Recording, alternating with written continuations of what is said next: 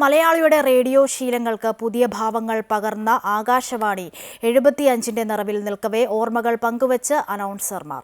7 പതിറ്റാണ്ട് മുൻപ് തിരുവനന്തപുരം നിലയത്തിൽ നിന്നുമാണ് ആദ്യ വാർത്താ അവതരണവും ആകാശവാണി ആരംഭിച്ചത്. ആദ്യകാല അവതരണത്തിന്റെ ഓർമ്മകളുമായി ജീവിക്കുന്ന ഒരുപാട് പേർ ഇപ്പോഴും ആകാശവാണിയിലെ നിത്യ സന്ദർശകരാണ്. നമസ്കാരം. ഇത് ആകാശവാണി തിരുവനന്തപുരം, ആലപ്പുഴ, കവരത്തി. ഒളിമങ്ങാത്ത ഓർമ്മകളാണിത്. നേരം പുലരും മുമ്പേ ഉണരുന്ന മലയാളികളുടെ അരികിലേക്കെത്തുന്ന ശബ്ദം ആകാശവാണി. അന്നുമെന്നും ഇതിനൊരു മാറ്റമില്ല. കാലമെന്ന് ഒരുപാട് മാറിയിട്ടും ശബ്ദങ്ങളിലൂടെ സുപരിചിതരായ അവതാരകരുടെ ഓർമ്മകൾക്ക് ഇന്നും മങ്ങലേറ്റിട്ടില്ല. ആകാശവാണി. നമസ്കാരം പ്രിയ ശ്രോതാക്കളെ.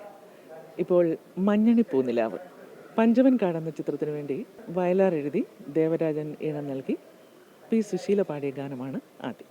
ഞാൻ അനൗൺസറായിട്ടാണ് ജോലി. അനൗൺസർ എന്ന് പറഞ്ഞാൽ നമ്മൾ വിചാരിക്കുന്നത് പോലെ വന്നൊരു പ്രോഗ്രാം പ്രസൻറ്റ് ചെയ്ത് പോകുന്നതല്ല ജോലി. ശരിക്കും ഒരു ട്രാൻസ്മിഷൻ ഡ്യൂട്ടി ചെയ്യുകയാണ്. ഇപ്പം നമ്മൾ രാവിലെ റേഡിയോ വയ്ക്കുമ്പോൾ വന്ദേമാതരം തൊട്ട് സിഗ്നേച്ചർ ട്യൂൺ തൊട്ട് കേൾക്കുന്നുണ്ടല്ലോ.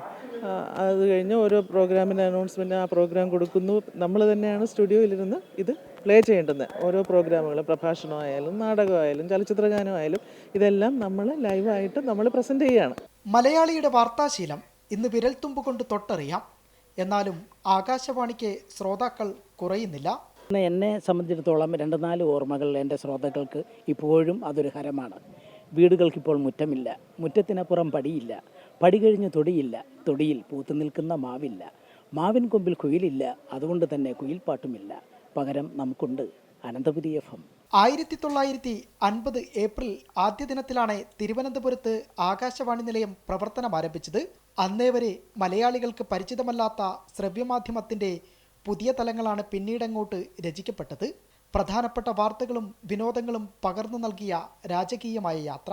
ടെലിവിഷനും ഇന്റർനെറ്റ് സാധ്യമാക്കിയ സമൂഹ മാധ്യമങ്ങളും അരങ്ങ് തകർത്തപ്പോൾ കാലം നിടറിയെങ്കിലും മോടി മാറ്റി യാത്ര തുടരുകയാണ് ആകാശവാണി. എല്ലാ തരത്തിലും ആകാശവാണി അതിൻ്റെ പ്രവർത്തനങ്ങൾ ഏറ്റവും സാധാരണ മനുഷ്യന് വേണ്ടി, അക്ഷരമറിയാത്തവന് വേണ്ടി, ജീവിതത്തിൽ ദുരിതം അനുഭവിക്കുന്നതിന് വേണ്ടി നടത്തിക്കൊണ്ടേയിരിക്കുന്നു.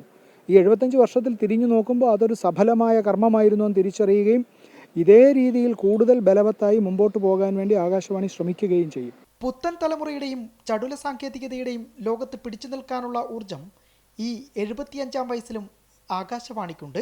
ക്യാമറമാൻ MP സുനിലിനൊപ്പം KB ശ്യാമപ്രസാദ്, അമൃത ന്യൂസ്, തിരുവനന്തപുരം.